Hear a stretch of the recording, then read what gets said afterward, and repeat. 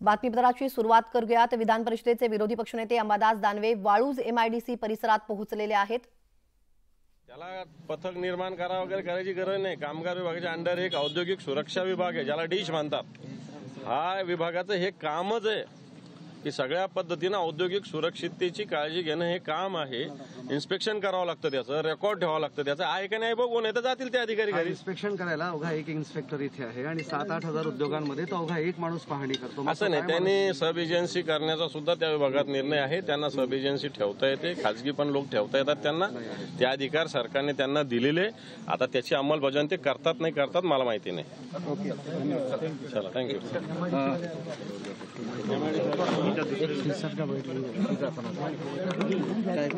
अंबादास दानवे यांनी वाळूज एमआयडीसी परिसरात ते कारखान्याची पाहणी केलेली आहे।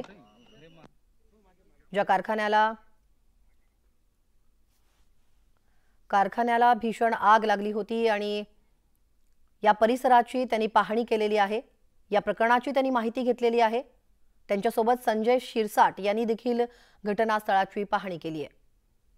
छत्रपती संभाजीनगरच्या वाळूज एमआयडीसी परिसरातील हातमोजे बनवणाऱ्या कारखान्याला मध्यरात्री भीषण आग लागली आणि या आगीत 6 कामगारांचा मृत्यू झाल्याची धक्कादायक घटना घडली। ज्यावेळी कारखान्याला आग लागली त्यावेळी जवळपास 15 मजूर तिथे झोपलेले होते, परंतु आग लागल्याने त्यातील काही मजूर अडकले गेले आणि 7 जणांना यामध्ये वाचवण्यात यश आलंय। आता या परिसरात विधान परिषदेचे विरोधी पक्षनेते अंबादास दानवे पोहोचलेले आहेत। अरे इतर नीचे लोग हैं ना, एखादा प्लॉट एखाद्या इंडस्ट्रीला जेव्हा देतो त्या टायमाला त्याचा परमिशन द्यायला लागतो।